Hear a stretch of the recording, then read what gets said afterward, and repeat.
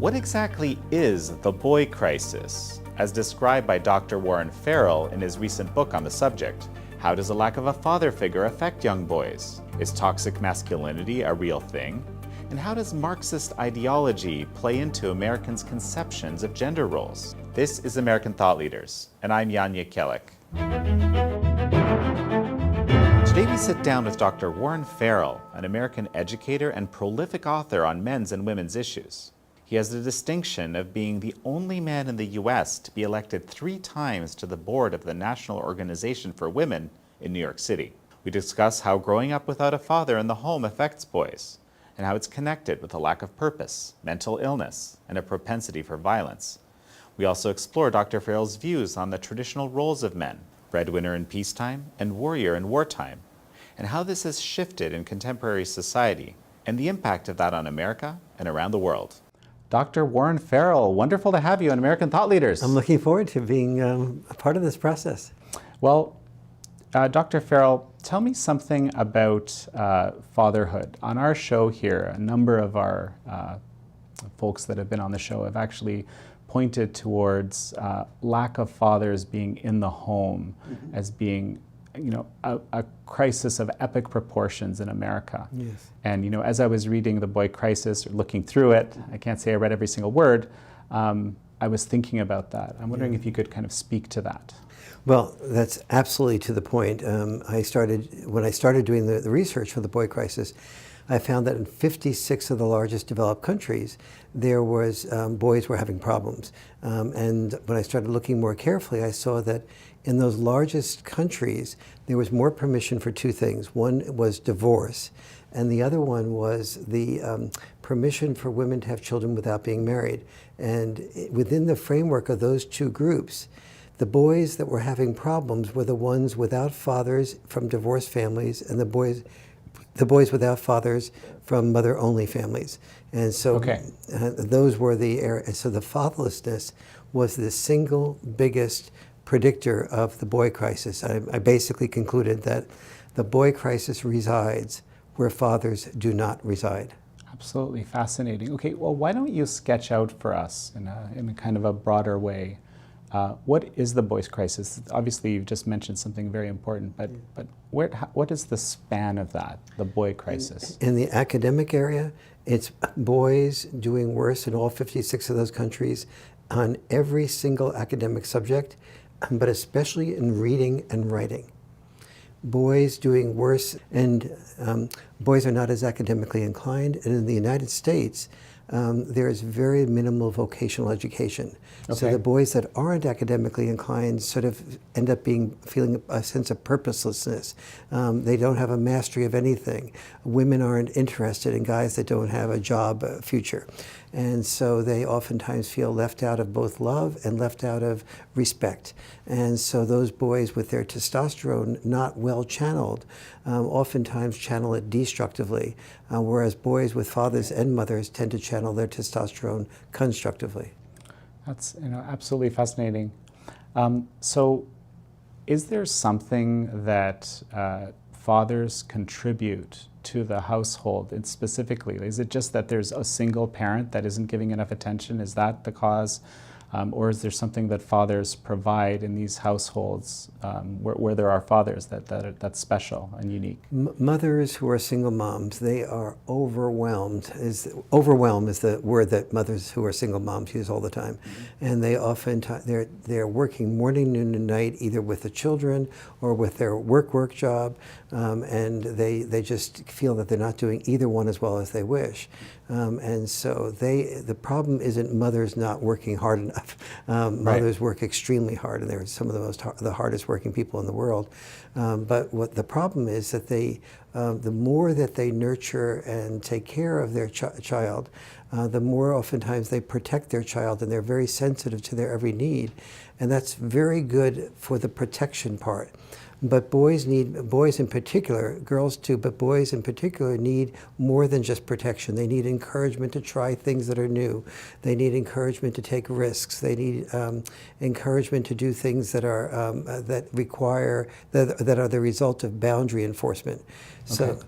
So dads, for example, will typically roughhouse a lot more than moms will. Okay. And moms will look at the dads and they'll go, oh my God, I feel like I have just one more child to monitor here. Yeah. Right. And the dads are saying, okay, kids, jump off the couch and onto my back, and your job is to pin me down before I pin you down. Well, what dad doesn't understand and dad doesn't explain to moms, so moms can't hear what dads don't say, is that creates a bond. And most good dads use that bond to then enforce boundaries. Okay, yes, you pinned me down, but Jimmy, you stuck your elbow into your sister Sarah's eye. You're not allowed to do that. That's not okay. So if you do that again, there'll be no more roughhousing. So now the boy is learning to think of somebody besides himself. Okay. He's learning empathy. And we find that empathy is connected to roughhousing, where dads enforce the boundaries of saying, think of somebody besides yourself, or you'll lose the roughhousing that you want to think. Empathy is connected to roughhousing. Yes. It sounds almost counterintuitive. It is counterintuitive. I mean, no one, and this is why dads don't say, oh, let me roughhouse. It'll teach the child to be empathetic. Because until we sort of see that, but it's not just the roughhousing alone, it's the roughhousing combined with the boundary enforcement. And the boundary enforcement is allowed because the kids have such a bond of excitement. The kids know that dads are like a roller coaster. They're filled with excitement, but they're also filled with safety. And so when you have that combination, the dad says, we will stop the roughhousing if you do not consider your sister's needs. Then that teaches the empathy, but the next night the dad will stop the roughhousing if one of the children is not considering the other person's needs. And so the child is learning empathy because it learns that I'm going to lose what I want, roughhousing, if I don't think of somebody besides myself. Also, then the child stops the roughhousing, but the next time the child pushes too hard. But the next child, and dad stops that and says, you push too hard. Well, what's too hard? Well, that was too hard. Okay, so next time she or he tries a little bit less hard, and that either passes or doesn't pass. What the child is learning now is the difference between being assertive versus being aggressive. And so children that learn to think of others and to be assertive and not aggressive, and to have boundary enforcement, that is, they learn from that boundary enforcement postponed gratification. That is, I won't get what I want, roughhousing, until I postpone my gratification by thinking of my sister and brother and doing everything right. Oh, I don't really want to do everything right, but all right, I have to in order to get what I want, which is the roughhousing. The postponed gratification is the single biggest predictor of success. And so when a mom is really sensitive to the kid's needs and the gifts that a child has, and that's beautiful, and what the child's dream is, the child goes if the child doesn't have a dad, the child goes and tries to accomplish that dream, but often doesn't have enough postponed gratification, so it gets distracted by the next text that comes in, the next offer to play a new game, and so it doesn't accomplish what she or he wishes to accomplish. The result is they feel more ashamed of themselves. The teacher doesn't give them praise. The kids don't respect them as well. And when it comes to boy-girl time, girls go out with winners, not losers. So the boy that can't succeed sees that he's not only not respected by his parents, his teachers, and his peers, he's also girls aren't interested in him. He turns to porn, becomes addicted to porn, and the more he becomes addicted to porn, the less girls are interested in him again, only proving to himself that he's worthless. And so that's when you start having the addiction to drugs, alcohol, pornography of many types, addiction to video games, and you have boys that just can't get their life together. They become obese. The obesity leads to other sexual problems. They're more likely to move back in with their home, to their parents' home at the age of 30, 35, and then again they feel ashamed of themselves. So it kind of breeds a kind of self-centeredness that's connected with all of these big problem areas. Yes, what you self-centeredness is a very valid observation. On one level, everyone is self-centered. But what the boy who has a lot of nurturance and protection often learns to think only of his own feelings and not to think of somebody else's feelings, like his sister and his brother, or to have that type of postponed gratification that I mentioned. Okay. And everything that you're describing, there's two things that actually come to my mind. The first of all is, I mean, certainly couldn't a mom provide all of these things that you described as the father providing previously? The mom, first of all, can provide a lot of these things. The mom can roughhouse. The mom can do postponed gratification. Sometimes moms do more of it than dads, but they just tend, it doesn't, and just like dads can nurture and protect and be very sensitive and caring, but as a rule, dads will be more tough love oriented, and moms will be more like, so for example, a mom and dad both set boundaries the same way. They both say, sweetie, you can have your ice cream as soon as you finish your peas. And children, of course, test boundaries the same way. They try to get as few peas as possible before they get their ice cream. The difference tends to be that moms will, if the child says, I don't, I've had some peas, now can I have my ice cream? Moms will feel good about themselves if they say, okay, have these 10 more peas, and then you can have your ice cream, but not finish the peas.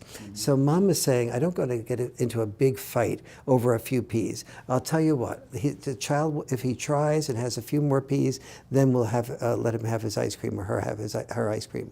And so the mom does that, and then the child says, aha, I can manipulate a better deal here. If I could reduce it to 10, maybe I can reduce it to 5. Has 5, and then mom says, okay, the child at least tried. Now you can have your ice cream.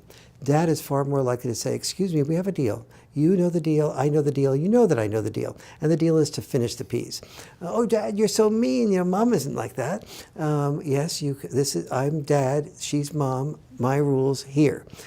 So you can continue complaining, by the way, too. And then there'll be no ice cream tomorrow night or tonight. And then the child begins to realize, with Dad, I have no option but to finish the peas. I can't manipulate a better deal. That's part of what creates the postponed gratification. And so children raised predominantly by dads, only 15% of them are likely to have ADHD. Children raised predominantly by moms, 30% are likely to have ADHD. Interesting. And one of the reasons for that, I believe, is that the child learns from the dad that she or he has to pay attention, have focused attention. With mom, the child learns that focused attention is not as required in order to be able to get that ice cream. That's very interesting. As you're talking, this term keeps floating around in my mind that we hear a lot today. The term is toxic masculinity. Yes. Okay. Yes. There's been ads, very prominent ads. I think Gillette is Gillette one that ad, comes yes, to mind, yes. kind of referring to this. And generally, first of all, toxic masculinity, even by its the naming of it, it's obviously a very negative thing.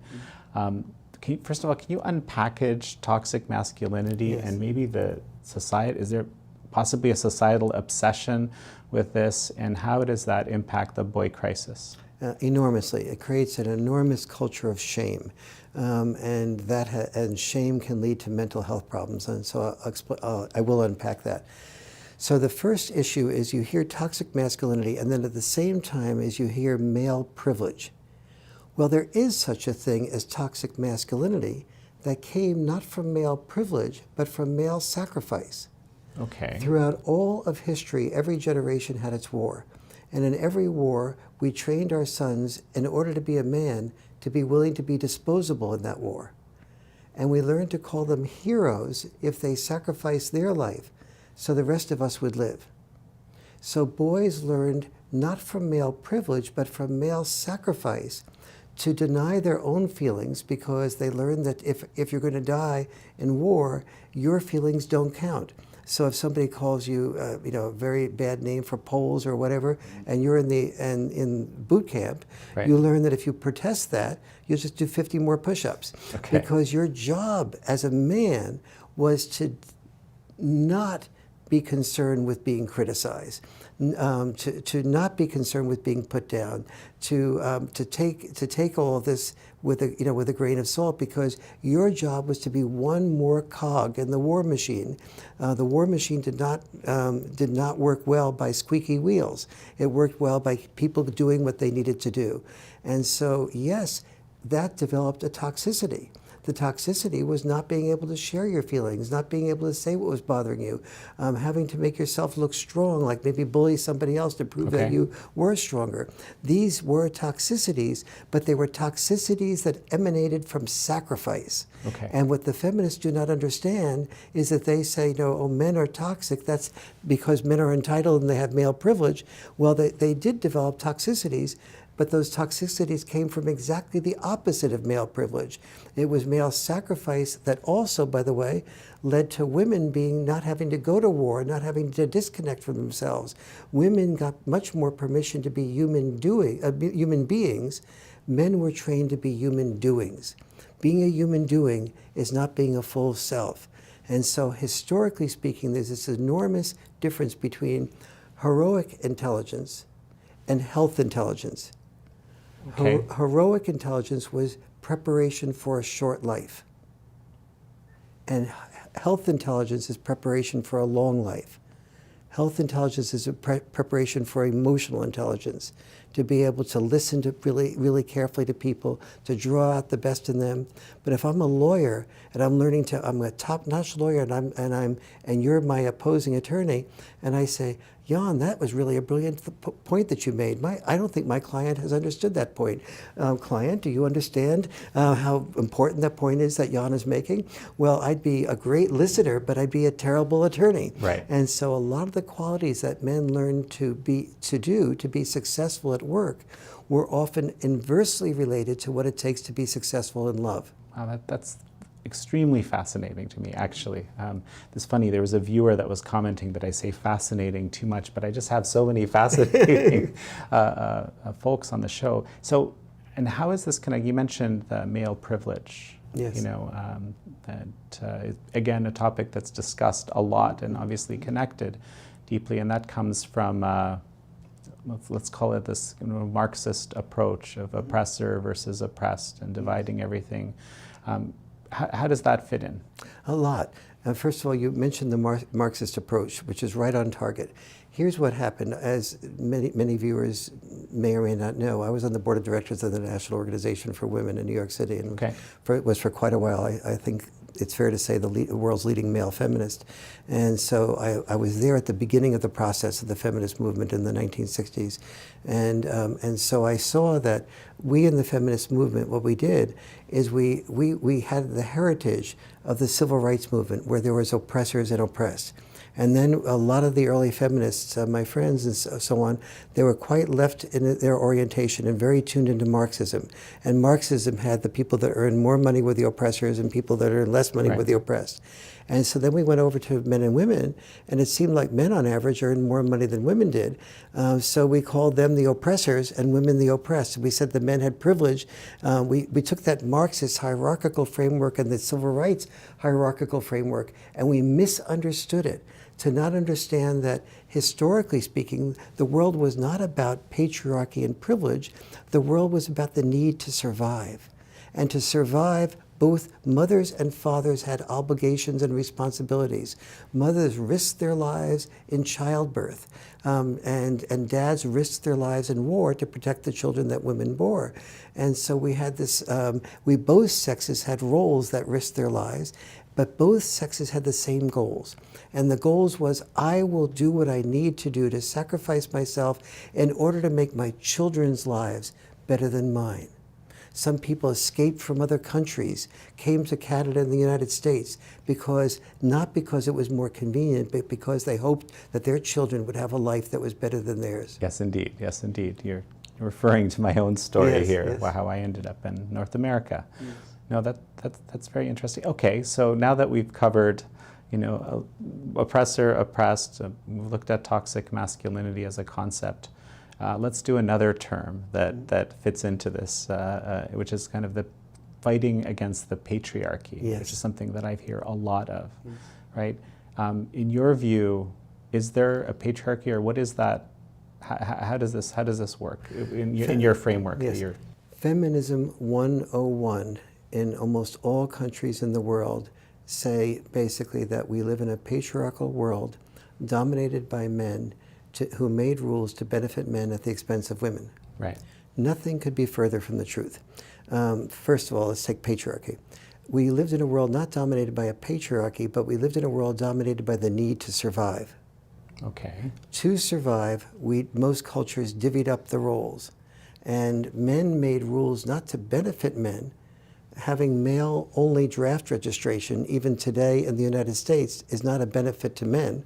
It's saying, I'm willing to sacrifice myself so you will be protected. If we had a patriarchy that benefited men, men would make rules so that women were far more interested in sex than men were. So we would have leverage so that women would pay for us on dates, they would pay for our drinks, they would beg for our attention and our sexuality. This would be a rule to benefit men at the expense of women. Okay. We would have women buying diamonds for men and a way of getting engaged. We'd have women having the expectation of earning money and men having the option of either raising children, raising money, or doing some combination of both. These would be rules that would benefit women at the expense of men. But in fact, they're all rules that are the reverse in culture. That is, the men are the ones when they're married and have children that are expected to provide a higher percentage of the income than the women have. Now, when you provide a higher percentage of the income, this means you usually quit jobs that you love doing, which pay less as a rule, in order to do jobs that you don't like doing that pay more. So a man and a woman have children together, and the man is far more likely to say, I love teaching. Teaching is my passion. Now I feel, though, that I have to go into administration because it pays more, or I have to quit teaching altogether and sell insurance.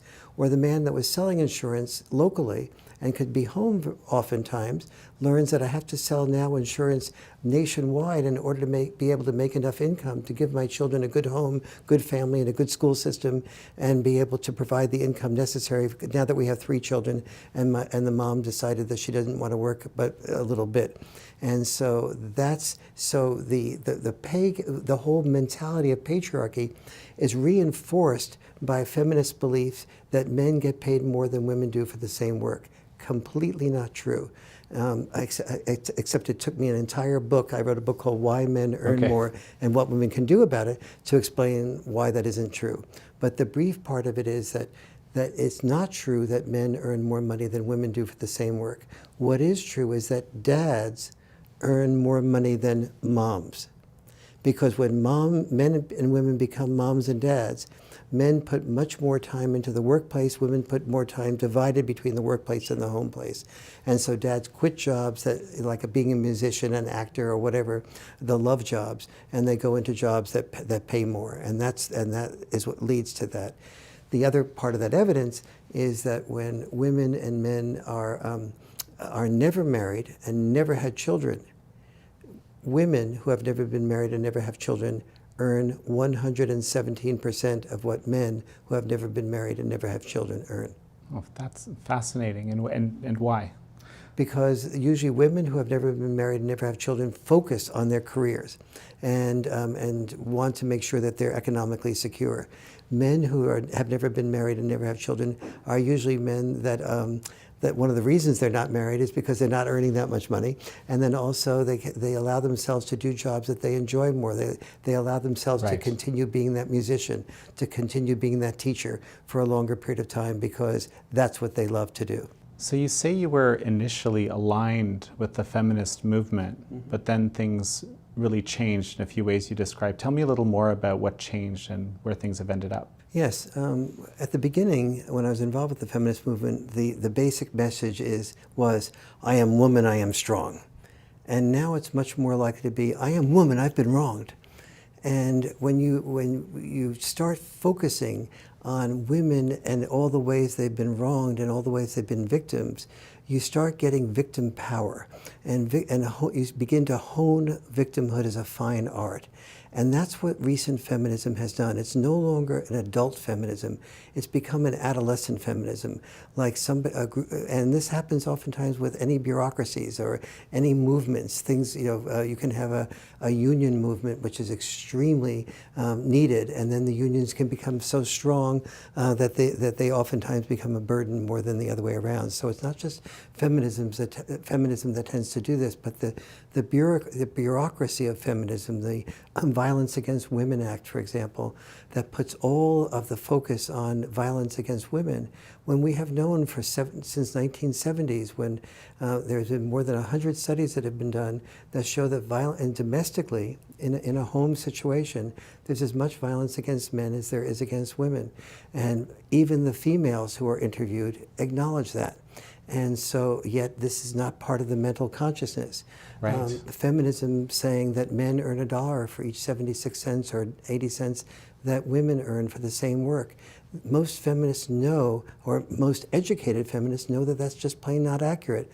And yet this perpetuation of women as victim has become so accepted that presidential candidates like Kamala Harris will say that it's not even debatable that men earn $1 for the same work as women do, even though there is 25 differences between the reasons women earn less than men do, and that women can use all 25 of those differences to earn more than men should they wish to make those sacrifices, like in hazardous jobs or working longer hours or working at jobs that they don't like as much that pay more. One of the things that really struck me as you were speaking earlier is that boys seem to require a really strong sense of purpose. Otherwise, things really go downhill. Did I get that right? You're right. I mean, females, historically speaking, have always had the option of having children as a sense of purpose. And today, of course, women have 3 possible senses of purpose: raising children, raising money, or doing some combination of both or some sequence. Okay. But historically for boys, our historical sense of purpose, as each generation had its war, was for us to be disposable.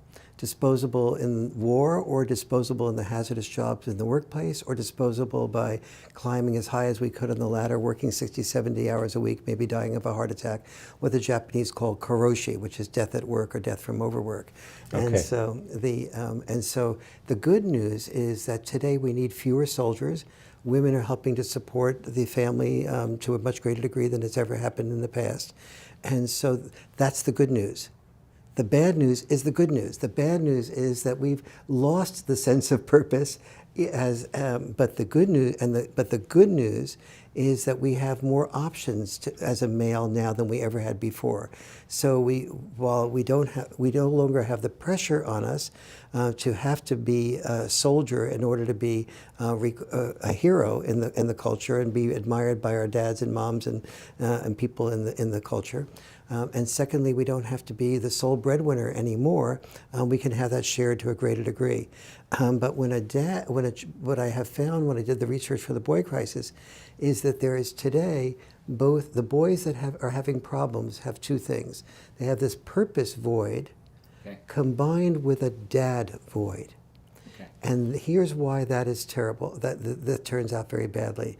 When the mother has the boy, she, as I was mentioning before, she finds all these wonderful things about the boys, and creates the boy's dream with him. But if the boy doesn't have the paternal discipline to carry out that dream, he starts becoming disappointed and ashamed in himself, and before we know it, he's afraid to dream. And that really damages the boy's psyche. And so this is, secondly, the boy without a dad doesn't have a role model. A woman, a female being raised in a female-dominated home, or with a single mother, she at least has a same-sex role model. Okay. And she has more social permission to ask for help, express her feelings, complain, and cry. The boy has less permission to ask for help, express his feelings, complain, and cry, and doesn't have a male role model. In divorce cases, it's often worse. 2 other things are often happening. The boy will sometimes hear negative things about the dad from the mom, and he'll look in the mirror and say, well, gee, if my dad is a liar, okay, irresponsible, and maybe a thief or a narcissist, maybe I'm that too. I am looking in the mirror after all. And so the boy begins to sort of feel really badly about himself if there's any bad mouthing that goes on after divorce. Secondly, after divorce, whether it's true or not, many boys feel that they are abandoned by their dad. And especially when the father may quietly be in law court fighting to be more involved with the dad is oftentimes not wanting to say that he's in law court fighting, and so the boy then feels abandoned by the dad, combined with hearing the negative things about the dad. So, you seem to put men and women in quite distinct camps, let's just say, right? Very male characteristics, female characteristics, strong tendencies. We're hearing a lot, again, in the media and so forth about gender fluidity. There's a unlimited number of genders, and the traditional way of thinking about men and women doesn't apply. How does that fit into what you're discussing? Yes, men and women, both are sometimes people will say to me, what is it, nature or nurture? And I say yes, and they go, what? Well, wait a minute, what do you mean yes? Is it nature or nurture? And I go, well, it's about 70% nature and about 70% nurture. And they go, your math is really bad. But the truth is that we have, in our biological inheritance, we have many mechanisms for adaptation. We have something called the rostral cingulate zone in our brain, which every time we get approval, from social approval, we respond by trying to do more of what gives us social approval. So that's both biological and it's also social. That's built into our system so that we could unite as groups of people to be able to fight off other people. Okay. We had to all be Catholics, and then we'd have a stronger Poland, and so that we could resist, the forces from the Sure. outside, and so on. So this biological and cultural inheritance means that yes, gender fluidity is accurate. There is such a thing as gender fluidity. If you start getting a lot of people saying, we respect women more than men, and and trans kids will be the new type of honored child, we will have many more people move from male to female, and to be trans and be whatever the society tells them is honored at that point in history. I mean, if we can get people to be willing to die in order to be called hero, if social bribes are that important, so people will die to get approval, you can see how, if we're saying that the new approval will come from trans or gender fluidity, we can see how kids will want to be part of the new approval system. Now, is it healthy or not healthy? It becomes unhealthy when we are unbecoming who we are naturally prone to be, because we're trying to get a new type of approval from a new group. It sounds like we have some very serious decisions to make as a society. Yes. That's the implication of, I think, of what you're saying. Okay, then, so let's talk about the educational system a bit. I have two nephews, who are, in very, very early in the education system now. And I've also been hearing from all sorts of folks that boys are being taught in school very commonly to be a lot less like these traditional male roles and so forth, and that's part of the strategy or part of the approach. What is the impact of that? The impact is shame, and the impact is boys saying, "I'm really sorry I was born a boy." The impact is fathers, for the first time in recorded history, are saying, I would love to play ball with my son and have a boy as the next child, but when I look at the world today, I realize that a girl has more advantages, and I feel that for the sake of the child, I want to have a girl. When boys go into school, they are being told that, about male privilege. They're being told that they're part of the patriarchy. They're being told that there's a book, if they're readers, they run across books with titles like The End of Men. Okay. Well, this is the first time in history where someone has grown up hearing that it's going to be the end of their gender, and hearing that their gender is associated with toxicity. There are so many parts of masculinity that we must not throw out like the baby with the bathwater. Okay. We must value the fact that almost all our inventions have been created by men, but not men just because they're males with physical bodies, but because men have been trained and selected for taking risks, trying things that are new. And in the process of taking risks and trying things that are new and failing, they're also more likely to, through those risks, to invent the iPhones that we're using, to invent most of the things that are part of our technology. And if we just keep putting men down and telling them that all masculinity is toxic, we're not going to be having men do those types of things. Men are told that if they succeed, it's because of their male privilege. If they don't succeed, it's because they're losers. If they're told in school when it gets to be boy-girl time or dating time, no matter what your dating choices are, they're told that if the boy knows when he's in 7th, 8th, 9th grade that his testosterone is strong enough to make him want to be sexual with more than half of the girls in his class. But if he were to act on his feelings, the response of the girls would be that he's acting too quickly and appropriately, and he might be considered a sexual harasser or a date rapist. On the other hand, the boys that are cautious constantly report to me that they're told that they're wimps and that they notice that the girls are not going out with the boys who are cautious. They're going out with boys who are risk takers, and they're going out with the football players. So it's kind of a no-win situation for the boys. They feel so much in a no-win situation, and this is toxic. Now there are parts of masculinity that are toxic, but those are, as I mentioned before, those things they emanated from male sacrifice. But that is not being taught in school. The female teachers and some male teachers will say, we're going to read books by female authors because the discrimination against female authors was so great. It wasn't the discrimination against female authors. It was that men learned that their role was to do things to make a living for their family, and so more men made their living being an author, and millions of men wanted to be authors but couldn't make enough of a living to do that. They withdrew from the process, and the biggest discrimination in the culture today is not the gender discrimination to get to the top of the ladder. The biggest discrimination in the country today is the gender discrimination against not giving men equal opportunities to be dads, not calling on our sons to be father warriors, so that instead of telling them that we will value them if they die, if they kill or are killed, saying that we will value you as father warriors if you love and be loved at home.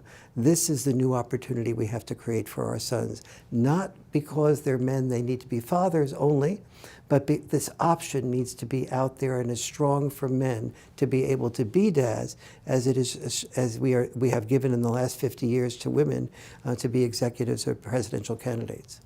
Yeah, and so as you're speaking, I'm thinking, there's no reason women couldn't be in the society today, play all those roles, be the risk taker, try that job, so forth. So is this simply because the roles have changed sufficiently where women are playing much more of a male role? They're kind of playing both roles. They're playing both roles, but they're not completely playing the male role even as they're complaining about it. So for example, girls in school are not being taught sex is good in many respects, and girls, if you want to choose, you have a responsibility to ask men out and pay for men and to pick them up as often as they ask you out, pay for you and pick you up. That equality is not just about pick and choose liberation where you get to blame men when they go too far too fast. Okay. Equality is about taking responsibility as well. And so let's take the place where a guy does reach over and take a girl's hand, and the girl isn't interested. But they're out on a date, which implies that she had an overall interest, but maybe he reached out too soon or too inappropriately. And so we can at least teach girls in school that if a guy does reach out to you, and your job is to say no if you're not interested, but number two, your job is to say something like, or for the culture to imply, that if you change your mind down the road a bit, that you tell the boy that when and if you do change your mind, you will then risk rejection the next time, because she's not even risking rejection. She already knows that he's interested. Right. And any woman who's fair at all knows that if a man asks her out on a date, the chances of him being interested in being sexual with her are somewhere between 99% and 100%. And so there's not really a fear of rejection. So why not have females share the risks of rejection when there really are few risks of rejection to begin with. But it's also a way of empowering our daughters to take risks, is to ask them to, if you're interested in a guy in class, don't resort to veto power, where you flirt with him and hope he asks you out, because veto power only gives you a yes-no option. Okay. What you need to resort is original choice power. When you're interested in a guy, you go up to him and make your choice, him, and you take, but that guy may not be interested in you. Now you're risking rejection. And so now you're being prepared to be a risk taker in life. So given the current reality in the educational system, we also have this, the cultural Marxism we've been discussing that has seeped in. What is your prescription for a step forward to try to solve this boy crisis? Yeah, it's very hard to do it one step at a time, which is one of the reasons I've been sort of talking about creating a White House Council on Boys and Men, is because we really have to say boys' issues need to be part of our national agenda, just like we had 1,000 messages out there saying that girls' and women's issues had to be part of our national agenda. And the truth was that it was very important to expand the options that girls and women have. But now it's important to expand the options that boys and men have and get away from the toxic masculinity. If we started saying the things about black people that we say about men, that they're toxic, that they're all entitled and so on, we'd be called racist immediately. And so there's an enormous poisoning in the culture. Feminism has become its own form of toxicity. And so this really needs to be confronted, and people need to say this, the fundamental understanding that needs to be changed is the understanding that we are all in the same family boat. When only one sex wins, both sexes lose. And that is not happening. So the atmosphere has to change. And then part of that changing of atmospheres means we need to have more male teachers in schools. So there should be at least equal numbers of male teachers in elementary school as there is female teachers, so that children who are raised predominantly by moms in an inner city especially don't go from female-only homes to female-only school systems. And then we say to ourselves, I wonder why our son is looking for a drug dealer or a gang leader to get respect and have an authoritarian role model. Boys need structure. They need that structure to happen not from gang leaders, but from good male role models. We need to get more males involved in faith-based communities where they can talk to other males of their same age and see that those males have masks that they're wearing, and that a good faith-based leader can help the boy remove that mask and see that all the boys around him have vulnerabilities.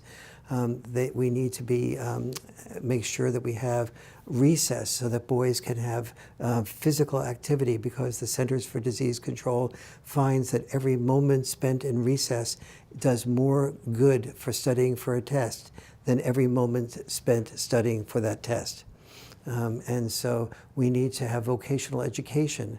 Boys who have no sense of purpose, like we talked about before, don't become destructive. When testosterone is not channeled constructively, it is channeled destructively. And so vocational education needs to be as important in the United States as it is in Japan, where about 30% of children go to vocational education tracks. And then when they graduate from the vocational education programs, 99.6% of them get jobs. Here in the United States, when boys are not academically inclined, they often fail out of high school. When they fail out of high school, the unemployment rate in their 20s is more than 20%, 5 times what it is the national unemployment rate is on average. So this is actually the last question that I was kind of curious about. How is this all connected with incarceration, the current situation in the prison system, and so forth? There are 3 groups of boys that are dad deprived, and those dad deprived boys hurt. And when boys who hurt us. Here's what I mean by this: 93% of our prisoners are male, but of those 93% males, more than 90% of them are dad-deprived males. So these boys hurt from dad deprivation, and then they commit crimes and they hurt us. Now let's look at a different population, mass shooters. Since Columbine, about 90% of the mass shooters are not just boys, but they're dad-deprived boys. Now let's look at ISIS recruits. More than 90% of the ISIS recruits are dad-deprived. Both the males and the much smaller percentage of females who are ISIS recruits are dad-deprived. So you have this enormous group of boys who are hurting us because they have been hurt. They haven't had their testosterone channeled well. They're trying to get attention in one way or the other, depending on their community and their culture. They may be in an inner city area and they feel that they kill somebody that robbed them of part of their territory to sell drugs. They may be in any number of situations for different reasons. They feel like they've been a loser at school, that nobody's paying attention to them, but their mom and dad have told them that they're a very sensitive boy. And if they have a mom only and they haven't had a chance to sort of do some of that postponed gratification, they end up feeling ashamed of themselves. And at some point they say, I'll get people to wish that they paid attention to me and valued me. So, you know, there's a term that you've used as well, and we'll kind of wrap up shortly, I think. But there's this term that you've used, a warrior. Is it? I can't Father remember. warrior. Father Yes. warriors, Yes. right? So this is also part of your prescription, as I Yes. understand it. So, what is a father warrior, and how does Yes. this fit in? Part of the new message I want to send to our culture is that we need fathers desperately. But there's discrimination in the culture against fathers. When there's divorces, fathers have to fight to be involved with the children equally oftentimes, while women are oftentimes seen as having the right to the children. There's not a culture that we see advertisements on TV where the father is a bumbling jerk or whatever. And so we have to overcome those barriers. We're warriors overcome barriers, and men, and we need our fathers desperately, but we need men to have the courage and the strength to overcome the social discrimination against men, saying, I'm a man, I'm a really wonderful man, and what do? I'm a full-time dad. Now, this doesn't mean that all men should be full-time dads. It means that the type of respect that a father has should be strong enough that those men that are inclined toward being full-time dads, whose personalities are oriented toward that they don't feel ashamed and embarrassed and less than a man if they decide that that's the route that they wish to take. And that women, and one of the best ways for this to happen is men will become full-time dads when women are more interested in dating men who are full-time dads. When women love men and have sex with men for doing certain things, if women had said, as of next week, we will begin to have sex and love, emotionally love, men who walk on their hands, there would be hand-walking contests within a week that men would be structuring, and then we would be walking on one hand. So, that's a very interesting prescription. I haven't heard that before. Well, so we can finish up here. Wonderful to have you on American Thought Leaders. Thank you. It's been really a pleasure.